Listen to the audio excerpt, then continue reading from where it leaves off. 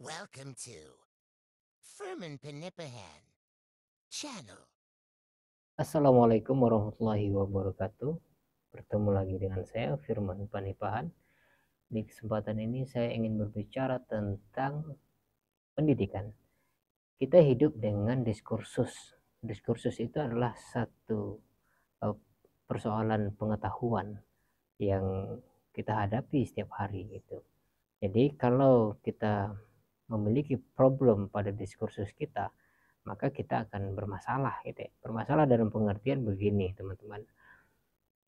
Seorang yang hidup di lingkungan tertentu, maka dia sifat dan watak cara berpikirnya juga mengikuti lingkungan tertentu itu. Katakanlah paling gampang begini, istilah jancuk ya, itu di Surabaya itu sudah biasa. Istilah jancuk di Surabaya itu adalah hal yang biasa aja gitu, bahkan menunjukkan pertemanan, persahabatan gitu. Tapi di sisi lain kalau kesel juga ngomong kayak gitu. Tapi bukan berarti itu tidak sopan. Pada lingkungan tertentu justru itu juga dianggap kasar gitu. Misalkan dibawa ke Jawa Tengah, di Yogyakarta. Nah, itu yang saya maksud sebagai diskursus. Diskursus itu dalam pengertian Michel Foucault adalah satu pemahaman, satu warisan pengetahuan yang diberikan oleh alam semesta, yang itu sifatnya alamiah sifatnya. Apa itu? Itu adalah lingkungan hidup kita sendiri. Jadi kita akan dibentuk oleh pengetahuan dan diskursus yang ada di sekitar kita. Nah, di kesempatan ini saya ingin membahas satu pandangan atau opini yang ditulis oleh siapa ini, Aji Permadi ya. Dia menuliskan tentang apa ini, kualitas pendidikan kita bersahabat karib dengan kebobrokan. Ini satu tulisan yang sebenarnya sudah sering sekali dibahas oleh akademisi, oleh politisi, oleh siapapun yang melihat atau memiliki perhatian terhadap pendidikan. Namun tulisan seperti ini masih laku di tahun 2024, 8 Oktober. Itu artinya permasalahan pendidikan kita itu tidak pernah tuntas ya. Di sini mari kita ulas ya. Di pertama, ilustrasi yang diberikan oleh Kompas ID. Itu ada pompa dan ada otak yang dipompa gitu. Ini mengisyaratkan bagaimana di kehidupan kita ini, di era digital ini, di era yang dimana diskursus itu bertebaran di mana-mana, pengetahuan itu arusnya sangat kencang sekali. Baik itu didapat dari media sosial, apalagi berita-berita platform dan YouTube bahkan gitu ya, dan berbagai macam arus berita terkini. Hari ini apa yang terjadi, detik ini apa yang terjadi di negara luar, kita bisa langsung tahu di detik yang sama gitu. Jadi tidak ada delay tentang, atau tidak ada bahkan sekat pengetahuan. Justru memiliki apa namanya, memiliki dampak buruk gitu dari ilustrasi yang diberikan oleh Kompas ID ini gitu. Ada otak yang dipompa.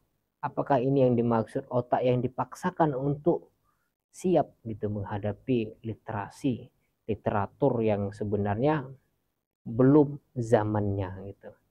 Kita disodorkan dengan era yang sangat luar biasa, di era pengetahuan gitu ya. Ada istilah AI ya. AI di Kompas ID juga menyebutkan beberapa waktu lalu bahwa AI itu sebenarnya yang dimaksud adalah akal imitasi. Apakah ini berkaitan dengan akal imitasi gitu? Seorang akademisi bahkan praktisi juga banyak sekali menggunakan AI untuk membantu mereka meneliti. Itu tentu sah-sah saja, tapi mereka yang datang dengan akal yang kosong gitu ya, yang tidak mampu mendialektikakan pengetahuannya dengan AI, maka sepenuhnya dia, otaknya, pengetahuannya tergantikan oleh AI. Sehingga apa yang dikatakan oleh AI itu yang dia serap sebagai informasi sesungguhnya. Itu yang terjadi akal imitasi. Jadi akal kita digantikan gitu posisinya. Ini diskursus yang berat sebenarnya, tapi saya ingin menyampaikan hal ini sebagai hal-hal yang kewajiban akademisi ya, kewajiban akademisi. Oke, tidak mungkin saya baca satu persatu ya kalimat-kalimat di opini ini. Paling tidak saya memberikan beberapa kata kunci saja, sebagaimana biasanya saya juga mengetek video seperti itu gitu. Dan Anda boleh tidak setuju dengan pandangan saya, dan saya juga tidak mungkin setuju sepenuhnya dengan apa yang ditulis oleh Aji ini gitu ya. Ada fenomena gitu ya. Ada fenomena tentang misalkan yang ditulis oleh Aji ini, yaitu fenomena hilangnya ujian nasional di SD kita itu, di SD, SMP, SMA gitu. Sehingga dampaknya kata Aji itu dalam penulisan ini, hilangnya persaingan akademik. Apakah ini terhubungan? Sementara kalau kita melihat atau menyaksikan bagaimana Menteri Pendidikan kita berbicara tentang merdeka belajar ya, merdeka belajar atau kampus merdeka atau apa kurikulum merdeka gitu ya, yaitu tidak menekan siswa untuk menyesuaikan kapasitasnya dengan kapasitas si pengajar gitu, atau tidak menyesuaikan kapasitasnya dengan kapasitas sekolah gitu. Justru yang harus lentur itu adalah sistem atau sistem kurikulum itu sendiri, mengikuti kapasitas pendidik, apa namanya, kapasitas siswa gitu, atau kalau di kampus mahasiswa gitu. Makanya dibuat istilah kurikulum merdeka.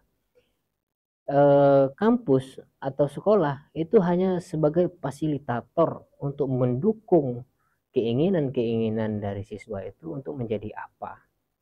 Jadi tidak ada penekanan di sini. Tapi justru tentu ini ya menghilangkan persaingan itu tadi, bahwa kalau si A itu bisa matematika, saya juga harus bisa gitu. Itu tidak ada lagi seperti itu. Kalau dulu ada, bahwa matematika itu menjadi ilmu apa namanya, tandon, apa istilahnya tandon itu, ilmu yang wajib diketahui oleh setiap orang gitu, bukan ilmu pilihan gitu. Tapi ketika ada kurikulum merdeka, matematika menjadi ilmu pilihan, bahwa orang cerdas matematika itu tidak disebut cerdas, belum tentu gitu, bahwa bisa saja dia cerdas di dalam seni, bisa jadi, dan seterusnya. Ini yang mungkin menjadi kritik dari si Aji ini ya, hilangnya persaingan itu. Padahal kalau saya berpendapat persaingan seperti itu diperlukan, karena memang seperti matematika dasar itu ya, bahasa Indonesia, seni, dan seterusnya, itu pengetahuan yang bisa diusahakan. Tapi kalau sudah masuk penjurusan, itu beda soal. Minat itu akan terlihat bahwa anak ini condong kemana gitu. Inilah keambiguan. Jadi secara tidak langsung saya sepakat ya dengan Aji, bahwa persaingan di sekolah-sekolah itu diperlukan. Adanya UN itu diperlukan, ujian nasional, untuk melihat tingkat mana gitu. Nah, tafsiran-tafsiran tentang kurikulum merdeka ini berbagai macam ya, berbagai macam. Banyak yang mengatakan bahwa lulus dari sekolah itu tidak ditentukan oleh anak itu mampu mengerjakan soal matematika atau tidak. Tapi kalau dia memiliki daya tawar lain, maka dia harus bisa diluluskan dengan nilai tawar itu. Nah, keambiguan inilah kemudian membuat anak bahwa menganggap matematika itu tidak penting. Ada juga bahasa juga sekarang ambigu sekali gitu.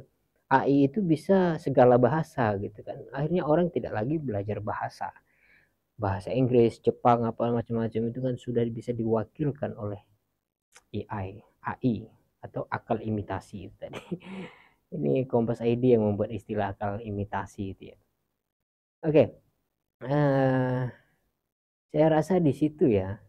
Nah, ini ada saya close up sedikit tentang jika ada sekolah yang ketahuan tidak menaikkan kelas pelajaran, maka sekolah tersebut akan didatangi lembaga swadaya masyarakat dan dinas pendidikan untuk diminta keterangan.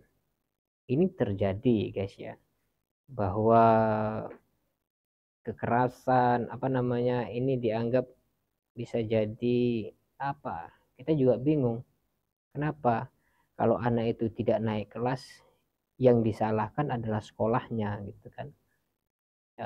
Yang tidak mampu menggali potensi si anak itu kan kita repot gitu. Nah, ada satu ilustrasi lagi di dalam video ini. Ini nih, sinergisitas ya antara orang tua dan sekolah. Ini diperlukan bahwa memang orang tua itu mau nggak mau harus mengikuti zaman. Mau tidak mau, kesiapan orang tua mengikuti update teknologi, update pendidikan itu diperlukan karena orang tua tidak boleh egois. Nah, bagian ini saya juga sangat setuju sekali bahwa ada orang tua yang memberi pendidikan kepada anaknya salah tempat itu karena tidak sesuai zaman, dengan memukul atau dengan berkata kasar dan seterusnya. Karena lingkungan anak itu sekarang itu sudah berbeda dengan lingkungan orang tua di masa itu. Itu yang harus dipertimbangkan. Maka sekolah dan orang tua itu perlu sinergi untuk pendidikan kita supaya jauh dari kata kebobrokan. Saya rasa itu yang dapat saya sampaikan. Terima kasih atas perhatiannya. Wassalamualaikum warahmatullahi wabarakatuh.